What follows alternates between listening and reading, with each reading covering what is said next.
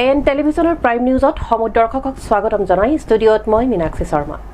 প্ৰথমে চাওঁ আহক আজিৰ বাতৰি শিৰোনাম।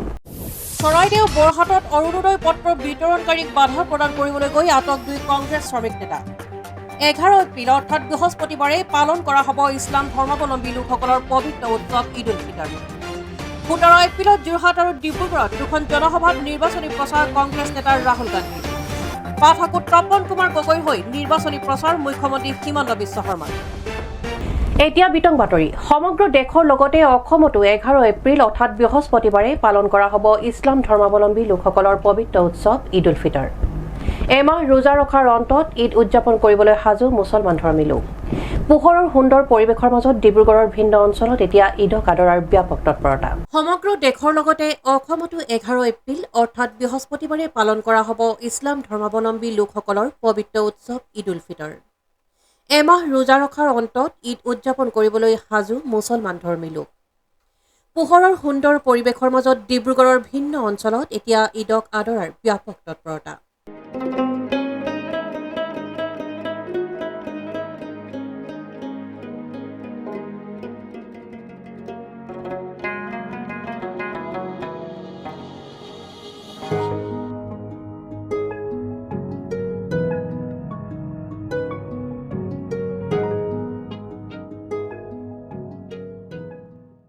স্থানীয় বজাৰসমূহত দেখিবলৈ পোৱা গৈছে বিভিন্ন ধৰণৰ খাদ্য সামগ্ৰী।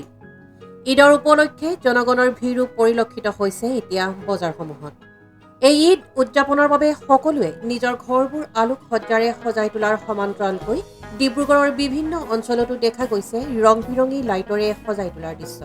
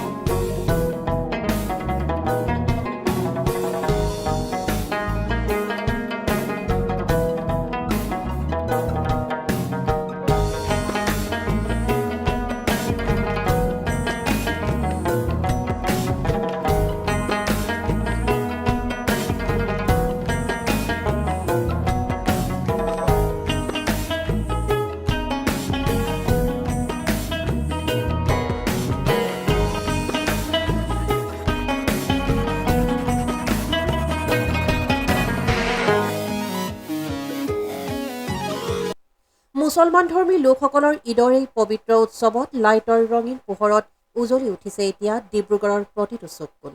যে একমাহ দিন আমি 30টা দিন এবাৰ ৰোজা ৰাখিলোঁ। ৰোজা ৰখাৰ পিছত ইয়াত প্ৰত্যেক বছৰৰ দৰে এই বছৰো মানে ঈদৰ চাৰ নাতি আৰু ঈদৰ দিন আমাৰ মানে বহুত ধুমধামকৈ পালন কৰা হয়।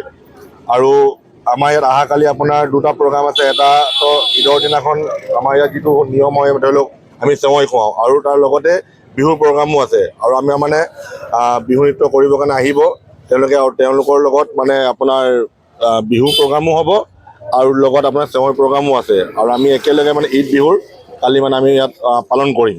একমাহ ৰোজা ধৰি এবাৰ ঈদ আহে তাতে আমি সজাওঁ ধুনীয়াকৈ, যেনেকৈ মানুহ আহিও ভাল পায়, দেখি মেলি ভাল পায়। আৰু আমি কালি ৰাতিপুৱাই সজাই আৰু গোটেই ল'ৰাখিনি থাকে আমাৰ ল'ৰাখিনি মিলিজুলি আৰু। সুবুত পাছৱানৰ সহযোগত জয় ইছলামৰ ৰিপৰ্ট এন টেলিভিছন। আহিছো পৰৱৰ্তী বাতৰিলৈ।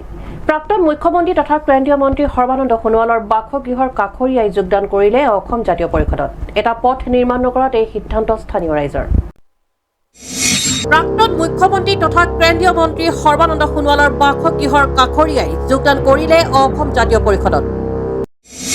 এটা পথ নিৰ্মাণ নকৰাত এই সিদ্ধান্ত স্থানীয় ৰাইজৰ। সৰ্বানন্দ সোণোৱালৰ বিপৰীতে লুৰিণজ্যোতিক ভোট দিব বুলি মুকলি সমৰ্থন প্ৰকাশ সংবাদ মাধ্যমৰ আগত।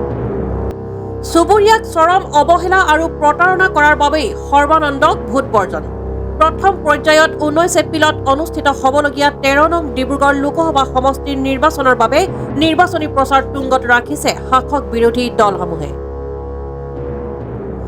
NDA মিত্ৰজোঁটৰ সমৰ্থিত প্ৰাৰ্থী সৰ্বানন্দ সোণোৱালক জয়ী কৰাবলৈ মুখ্যমন্ত্ৰীৰ লগতে কেন্দ্ৰীয় গৃহমন্ত্ৰী অমিত শ্বাহে নিৰ্বাচনী প্ৰচাৰ চলাই ভোটাৰ ৰাইজক মন জয় কৰিবলৈ চেষ্টাৰ অব্যাহত ৰখাৰ সময়তে বিৰোধীৰ ঐক্যমঞ্চৰ সমৰ্থিত প্ৰাৰ্থী তথা অসম জাতীয় পৰিষদৰ সভাপতি লুৰিণজ্যোতি গগৈক ডিব্ৰুগড় লোকসভাৰ সমষ্টিৰ পৰা জয়ী কৰাই নিবলৈ আপ্ৰাণ চেষ্টা অব্যাহত ৰাখিছে বিৰোধী ঐক্যমঞ্চৰ 15টা ৰাজনৈতিক দলে। দেশৰ উন্নয়নৰ বাবে সৰ্বানন্দ সোণোৱালক ভোট দি জয়যুক্ত কৰিবলৈ বিজেপিৰ মিত্ৰজোঁটে ভোটাৰক কাটৰ আহ্বান জনোৱাৰ সময়তে আজি সৰ্বানন্দ সোণোৱালৰ ডিব্ৰুগড় লক্ষ্মীনগৰ বাসগৃহ সন্মুখৰ শিৱ মন্দিৰ পথৰ নিবাসীসকলে সৰ্বানন্দ সোণোৱালৰ বিৰোধী স্থিতি লৈ অসম জাতীয় পৰিষদৰ সভাপতি লুৰিণজ্যোতি গগৈক ভোটদান কৰিবলৈ সিদ্ধান্ত গ্ৰহণ কৰে। সৰ্বানন্দ সোণোৱালৰ চুবুৰীয়াই সৰ্বানন্দ সোণোৱালক অকমন্য মন্ত্ৰী আখ্যা দি কয়। মুখ্যমন্ত্ৰী আৰু কেন্দ্ৰীয় মন্ত্ৰী হৈ থকা অৱস্থাত বহুবাৰ গামোচা পিন্ধাই শিৱ মন্দিৰ পথটো নিৰ্মাণৰ বাবে আবেদন নিবেদন কৰিছিল যদিও চুবুৰীয়াৰ এই কাটৰ আহ্বানৰ প্ৰতি কোনো গুৰুত্ব প্ৰদান নকৰিলে, যাৰ ফলত স্মাৰ্ট ডিব্ৰুগড় চহৰৰ এই পথটো বাৰিষা কালত যাতায়াতৰ ক্ষেত্ৰত জ্বলা কলা খাই আহিছে। সেইবাবে এইবাৰ নিৰ্বাচনত সৰ্বানন্দ সোণোৱালক ভোট নিদি লুৰিণজ্যোতি গগৈক ভোটদান কৰিব সৰ্বানন্দ সোণোৱালৰ চুবুৰীয়াই। তাত লৈ অসন্তুষ্ট এইটোৰ কাৰণে তেখেত যেতিয়া মুখ্যমন্ত্ৰীৰ আগতে যেতিয়া আছিলে আপোনাৰ 2016ত লখিমপুৰ সমষ্টিৰ পৰা জিকিছিলে, তেতিয়া আমাৰ গলিৰ বৌ এজনী আমাৰ গোটেই মাহঁত সকলোৱে গৈ তেখেতক সম্বৰ্ধনা জনাইছিলে ৰাস্তাটোৰ কাৰণে। তেখেতে কৈ পেলাই আপোনাৰ পঞ্চায়তৰ প্ৰেচিডেণ্টক মাতি পেলাই ক'লে যে এই ৰাস্তাটোৰ বিষয়ে, তেতিয়া লগে লগে নোট কৰিলে, কিন্তু আজি পৰ্যন্ত নহ'লে। তেওঁ CM যেতিয়া হ'ল তেতিয়াও গৈ সম্বৰ্ধনা জনালে, আজি এতিয়ালৈকে একো নহ'ল। সেই বৌ ঢুকাই গ'ল। এতিয়া আমি ভাবোঁ যে এইবাৰ ৰাস্তাটো হ'ব লাগে, এখেতৰ পৰা আশা কৰিব নোৱাৰি।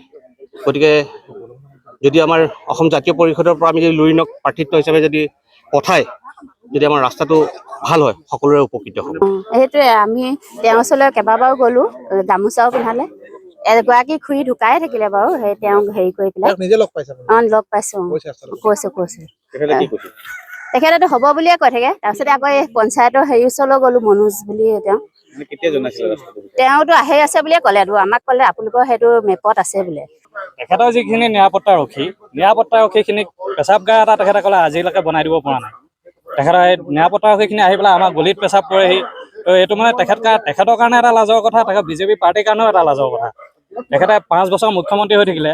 5 বছৰ মুখ্যমন্ত্ৰী, তেতিয়া মুখ্যমন্ত্ৰী কাৰ্যকালত থাকোঁতে আমি তেখেতক আবেদন কৰিছিলোঁ যে আমাৰ ৰাস্তাটো পকীকৰণ কৰি দিব লাগে। 200 মিটাৰ যোৱা এটা ৰাস্তা হয়, আমাক বেলেগ একো নালাগে, অকল আমাক ৰাস্তাটো পকীকৰণ কৰি দিব লাগে। তেখেতে আমাক প্ৰতিশ্ৰুতিও দিছিলে যে তেখেতে এইটো ৰাস্তাটো কৰি দিব লাগে। সেইটো সময়ত আমাৰ ঋতুপৰ্ণ বৰুৱাদেৱো আছিলে, তেখেতকো কৈছিলে।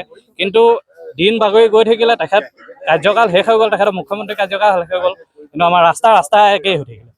এতিয়া তেখেত কেবিনেট মিনিষ্টাৰ হয়, এতিয়াও তেখেতে অহা যোৱাটো তেখেতে কৰি থাকে। তেখেতৰ ঘৰলৈ তেখেতে বহুতবাৰ অহা যোৱা কৰে, কিন্তু ৰাস্তাটোলৈ তেখেতে এবাৰো মন নকৰে তাৰমানে। কিন্তু তেখেতে প্ৰতিশ্ৰুতি দি থৈ যোৱা ৰাস্তা হয় এইটো, কিন্তু আজিলৈকে সফল কৰিব নোৱাৰিলে। সেইজন মানুহৰ পৰা আমি বেলেগ কি আশা কৰিম? প্ৰাক্তন মুখ্যমন্ত্ৰী, বৰ্তমান কেন্দ্ৰীয় মন্ত্ৰী আৰু ডিব্ৰুগড় লোকসভা সমষ্টিৰ প্ৰাৰ্থী সৰ্বানন্দ সোণোৱাল ডাঙৰীয়া যে এগৰাকী কাম নথকা ব্যক্তি, যিকোনো কাম আদায় কৰিব নোৱাৰে আৰু ৰাইজৰ কাৰণে কোনো তেখেত জনস্বাৰ্থৰ কাম যে কৰিবৰ কাৰণে তেখেতৰ সাহস নাই, এই বিষয়টো আজি প্ৰমাণিত হ'ল। ইতিমধ্যে ৰাইজে কৈ আছিল, আমি সকলোৱে কৈ আছিলোঁ যে সৰ্বানন্দ সোণোৱালৰ সামৰ্থ্য যে নাই, আৰু সেই কথা প্ৰমাণ হ'ল। তেখেতৰ ঘৰৰ চোতালৰ সন্মুখৰ মানুহে তেখেতৰ বিৰুদ্ধে প্ৰতিবাদ সাব্যস্ত কৰিবৰ কাৰণে ওলাই আহিছে।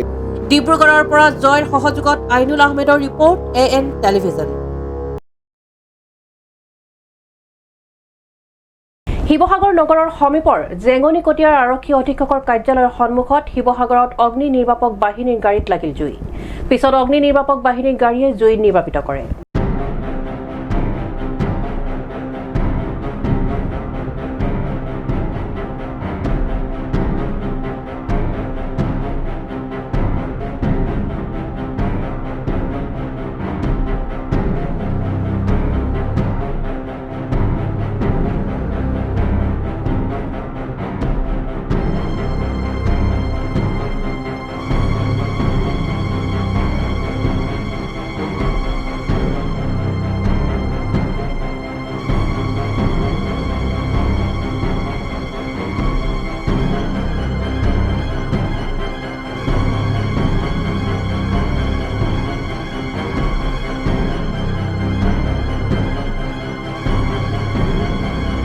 শিৱসাগৰত অগ্নি নিৰ্বাপক বাহিনীৰ গাড়ীতে লাগিল জুই শিৱসাগৰ নগৰৰ সমীপৰ জেংগনিকটীয়াৰ আৰক্ষী অধীক্ষকৰ কাৰ্যালয়ৰ সন্মুখত আজি বিয়লি সংঘটিত হয় এই ঘটনা পিছত অগ্নি নিৰ্বাপক বাহিনীৰ গাড়ীয়ে জুই নিৰ্বাপিত কৰে ঘটনাত কোনো লোকে হতাহত হোৱা নাই বুলি জানিব পৰা গৈছে ব্যুৰ' ৰিপৰ্ট AN টেলিভিজন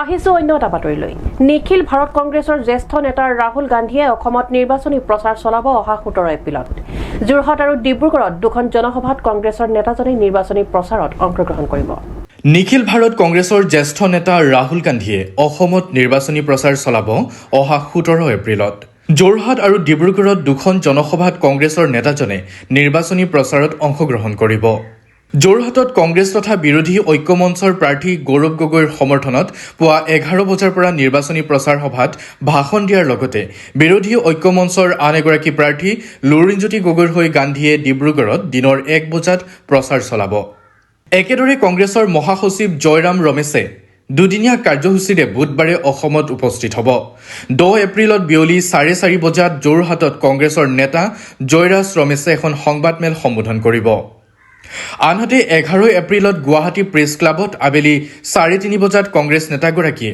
সংবাদমেল সম্বোধন কৰিব নিউজ ডেস্ক AN টেলিভিজন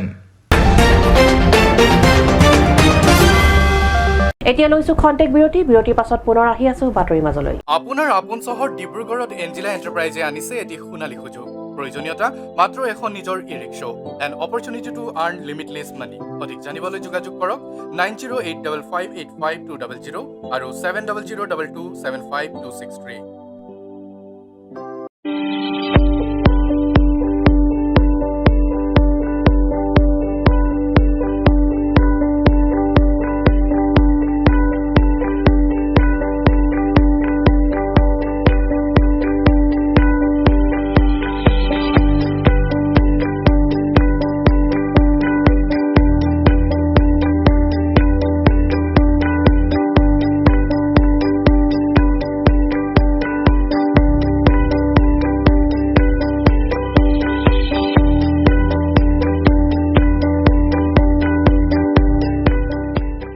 পুনৰ আহিছো বাতৰিৰ মাজলৈ চাবুৱা লাহোৱাল সমষ্টিৰ অগপৰ কাৰ্যালয় মুকলি অনুষ্ঠানত আলফাৰ সেনাধ্যক্ষ পৰেশ বৰুৱাৰ জ্যেষ্ঠ ভাতৃ বিমল বৰুৱাৰ সৈতে প্ৰায় 200 লোকৰ যোগদান অগপত আলফাৰ সেনাধ্যক্ষ পৰেশ বৰুৱাৰ জ্যেষ্ঠ ভাতৃ বিমল বৰুৱাৰ আঞ্চলিকতাবাদী দলত যোগদান চাবুৱা লাহোৱাল সমষ্টিৰ অগপ কাৰ্যালয়ৰ মুকলি অনুষ্ঠানত কৃষিমন্ত্ৰী অতুল বৰা আৰু স্বাস্থ্যমন্ত্ৰী কেশৱ মহন্তৰ উপস্থিতিত অসম গণ পৰিষদ দলত যোগদান বিমল বৰুৱাৰ সৈতে প্ৰায় 200 লোকৰ যোগদান অগপত যোগদান কৰিয়েই বিমল বৰুৱাই সংবাদ মাধ্যমৰ আগত এইদৰে কয় আঞ্চলিকতাবাদী বুলি আপুনি কেনেকৈ আমাকে গালিগালাজ পালি ৰাষ্ট্ৰীয়তাবাদী বুলি গালিগালাজ পাৰি বিশ্বাসঘাতকতা কৰা বুলি কৈ আমাক আকৌ যি কংগ্ৰেছে 855 জন শ্বহীদ কৰিছিলে হত্যা কৰিছিলে অসম আন্দোলনৰ সময়ত কংগ্ৰেছৰ ভৱিষ্যতে ইয়াত মিত্ৰজোঁটৰ পাৰ্টী সৰ্বানন্দ সোণোৱাল ডাঙৰীয়া ভাল ভোটত জিকিব চিন্তা কৰি যোৰহাটত আপোনাৰ ভাল হ'ব বুলি কৈছে যি প্ৰথম পৰ্যায়ৰ নিৰ্বাচন হ'ব 5টা বিধানসভা সমষ্টি সেইকেইটাই নহয় আজিৰ পৰিৱেশ এনেকুৱা সমগ্ৰ ৰাজ্যখনত 14খন আসনেই জিকিব বুলি আমি আশা ৰাখিছোঁ মটক স্বায়ত্তশাসিত পৰিষদৰ যিসকল বিষয়ববীয়া 3জন অধ্যক্ষ উপাধ্যক্ষ আৰু মুখ্য কাৰ্যালয় পৰিষদকে আদি কৰি যিবিলাক সাধাৰণ পৰিষদ তেওঁলোকেও ভাৰতীয় জনতা পাৰ্টীৰ দলত তেওঁলোক যোগদান কৰেগৈ সেই হেতুকে আমাৰ স্থানীয় বিধায়ক শ্ৰী পুনাকণ বৰুৱা ডাঙৰীয়াই মোক বাৰে বাৰে কৈ আছে বাইদেউ প্ৰায়বিলাক তেওঁলোক গৈছেগৈ আপুনি কি কৰিব মই ক'লোঁ মই চিন্তা কৰি আছোঁ এসপ্তাহ পিছত মই আপোনালোকে মোৰ যিটো ইচ্ছা সকলো মই প্ৰকট কৰি দিম গতিকে মোৰ যিটো জাতীয়তাবাদৰ এটা তেজ আছে মোৰ সেই জাতীয়তাবাদৰ তেজটো মই আজি মই ইয়াত আপোনালোকৰ আগত মই প্ৰকাশ কৰিছোঁ bureau' report AN television Jorhat Lok Sabha সমষ্টিৰ ভাৰতীয় জনতা পাৰ্টীৰ প্ৰাৰ্থী তপন কুমাৰ গগৈৰ হৈ আজি মাহমৰা আৰু ডিমৌ বিধানসভা সমষ্টিৰ ঐতিহাসিক সংগমস্থলী পাঠাকুত নিৰ্বাচনী প্ৰচাৰ চলালে মুখ্যমন্ত্ৰী হিমন্ত বিশ্ব শৰ্মাই। ঐতিহাসিক বুৰঞ্জী প্ৰসিদ্ধ ক্ষেত্ৰ পাঠাকুক পৰ্যটনস্থলীলৈ ৰূপান্তৰ কৰা হ'ব বুলি ঘোষণা কৰে মুখ্যমন্ত্ৰীয়ে। বৃহত্তৰ পাঠাকু অঞ্চলৰ ঘৰে ঘৰে থকা সাঁচিপুথিসমূহৰ সংৰক্ষণৰ ক্ষেত্ৰত কি পদক্ষেপ গ্ৰহণ কৰিব পাৰি তাক লৈ নিৰ্বাচনৰ পাছতে পুনৰ পাঠাকুলৈ আহি ৰাইজৰ সৈতে আলোচনা কৰিব বুলি ক'লে মুখ্যমন্ত্ৰীয়ে। অসমত ৰাহুল গান্ধী আহিলে ভাৰতীয় জনতা পাৰ্টীৰহে ভোট বৃদ্ধি হ'ব বুলি ক'লে মুখ্যমন্ত্ৰীয়ে। আগন্তুক ৰঙালী বিহুক কেন্দ্ৰ কৰি ৰাইজক শুভেচ্ছা প্ৰদান কৰিলে মুখ্যমন্ত্ৰীয়ে। যোৰহাট লোকসভা সমষ্টিৰ ভাৰতীয় জনতা পাৰ্টীৰ প্ৰাৰ্থী তপন কুমাৰ গগৈৰ হৈ আজি মাহমৰা আৰু ডিমৌ বিধানসভা সমষ্টিৰ ঐতিহাসিক সংগমস্থলী পাঠাকুত নিৰ্বাচনী প্ৰচাৰ চলালে মুখ্যমন্ত্ৰীয়ে। পাঠাকু হাইস্কুল খেলপথাৰত অনুষ্ঠিত হোৱা ভাৰতীয় জনতা পাৰ্টীৰ বিজয় সংকল্প সমাৰোহত অংশগ্ৰহণ কৰাৰ পূৰ্বে মুখ্যমন্ত্ৰীয়ে খেলপথাৰৰ কাষতে থকা বীৰ লাচিত বৰফুকনৰ প্ৰতিমূৰ্তিত চাকিগছ জ্বলাই সেৱা লয় আৰু পাঠাকু কেন্দ্ৰীয় ৰঙালী বিহু সন্মিলনৰ লাইখুটা স্থাপন কাৰ্যসূচীত অংশগ্ৰহণ কৰে। পাঠাকুত অনুষ্ঠিত হোৱা প্ৰচাৰ সভাত কেইবা সহস্ৰাধিক ৰাইজৰ উপস্থিতিত মুখ্যমন্ত্ৰীয়ে দীঘলীয়া ভাষণ প্ৰদান কৰে, য'ত ইতিমধ্যে অসম চৰকাৰে গ্ৰহণ কৰা আঁচনিসমূহৰ পৰা বঞ্চিত হৈ থকা লোকসকলে নিৰ্বাচনৰ 3 মাহৰ ভিতৰতে লাভান্বিত হ'ব বুলি ঘোষণা কৰে। সভাত উপস্থিত থাকে মন্ত্ৰী যোগেন মোহন, সুশান্ত বৰগোহাঁই, সুৰুজ দিহিঙীয়াকে ধৰি বহু কেইগৰাকী বিজেপি নেতাকৰ্মী। সভাত প্ৰাক্তন জ্যেষ্ঠ কংগ্ৰেছী প্ৰদীপ সেন শৰ্মা আৰু দাদুল বৰুৱাৰ লগত বহু কেইগৰাকী কংগ্ৰেছ কৰ্মীয়ে গেৰুৱা বস্ত্ৰ ধাৰণ কৰে। Bureau' report AN television. আজিৰ শেষৰটো বাতৰি। চৰাইদেউৰ বৰহাটত নিৰ্বাচনী বিধি উলংঘা কৰি অৰুণোদয় পত্ৰ বিতৰণকাৰীক বাধা প্ৰদান কৰিবলৈ গৈ আটক 2 কংগ্ৰেছ শ্ৰমিক নেতা। সম্প্ৰতি দুয়ো বৰহাট আৰক্ষী থানাৰ জিম্মাত। চৰাইদেউৰ বৰহাটত নিৰ্বাচনী বিধি উলংঘা কৰি অৰুণোদয় পত্ৰ বিতৰণকাৰীক বাধা প্ৰদান কৰিবলৈ গৈ আটক 2 কংগ্ৰেছ শ্ৰমিক নেতা। সম্প্ৰতি দুয়ো বৰহাট আৰক্ষী থানাৰ জিম্মাত।